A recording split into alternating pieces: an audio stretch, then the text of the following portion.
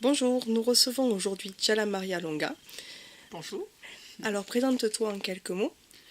Alors, je me présente, mais je sais qu'ici on me connaît en Ariège. J'écris des livres. J'ai commencé par mon enfance sauvage. J'habite à Massat. Et à travers mon enfance sauvage, j'ai découvert la passion de l'écriture. Et depuis, je ne m'arrête plus. J'ai ouvert aussi une maison d'édition en Ariège. Et donc, je nage dans tout ce qui est lecture, écriture. Voilà, c'est mon petit domaine. D'accord. Si on veut en savoir un peu plus sur toi, quel est ton principal trait de caractère? Alors, on me dit souvent que je suis très spontanée. Alors, la qualité humaine que tu préfères? J'aime l'échange.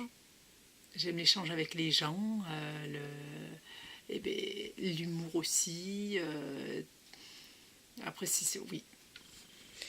Ta principale qualité?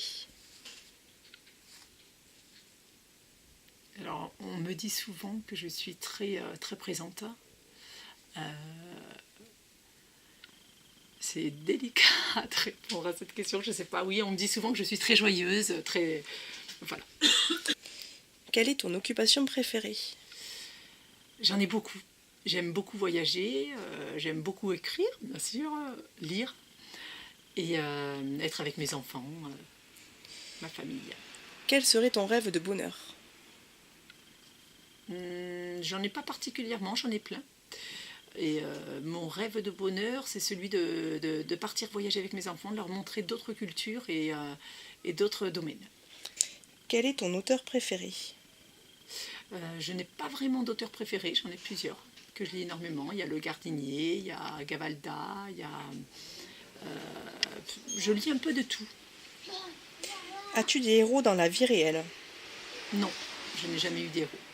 Que détestes-tu le plus? Ce que je déteste le plus, c'est... il y a beaucoup de choses. C'est ces personnes qui affirment qu'elles ont raison quand elles ont tort et qui restent butées, le mensonge. Enfin, il y a plusieurs domaines. Comment aimerais-tu mourir?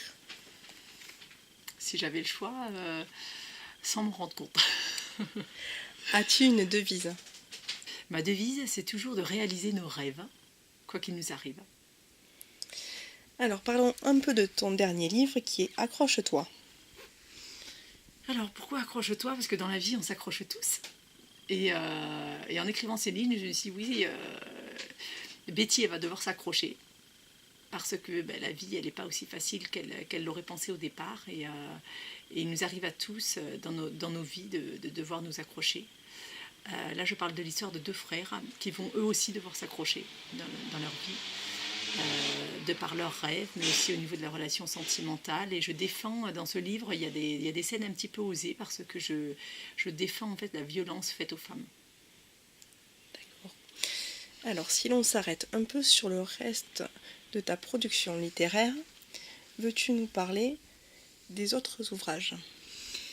Mais j'ai commencé avec Mon enfance sauvage, qui a été donc, qui est toujours lu énormément, qui est l'histoire de ma vie sur mon enfance sauvage. Et ensuite j'ai continué, j'ai fait La Rebelle du désert suite à un voyage en Jordanie avec mes enfants. Après j'ai fait Terre Courage, qui est un rattachement à mon enfance sauvage, qui parle de l'Ariège, sur plein de petites anecdotes sur les Ariégeois et les gens, les néo-ruraux qui sont venus s'installer dans le coin. Ensuite, j'ai fait L'Enfant des vagues, parce que L'Enfant des vagues, je l'ai repris suite au tsunami qu'on a vécu en Thaïlande.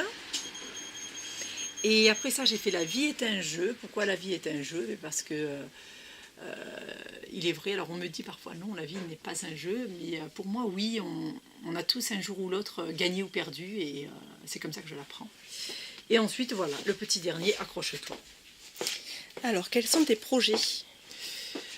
Mes projets, pour l'instant, c'est toujours à peu près les mêmes. Je publie des nouveaux auteurs.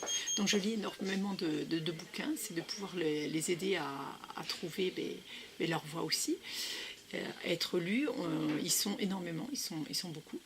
Mais aussi de continuer à écrire, bien sûr, et de voyager avec mes enfants. Pour terminer, veux-tu nous lire un extrait de ton dernier livre? Je peux vous lire un petit. Alors, je vais vous commencer par le début de l'histoire. La nuit disparut, le jour grandit, des nuages se déchirent. Le printemps se dévoilait enfin. Avec lui, les premiers rayons du soleil s'infiltraient timidement. Au travers de cette mer de nuages, l'orage de la veille a laissé des traces. Désormais, le soleil se fondait dans un univers de désolation. En fait, c'est l'histoire de deux frères qui vont grandir dans le jeu et l'échange. Merci beaucoup, Gianna Maria. Avec plaisir.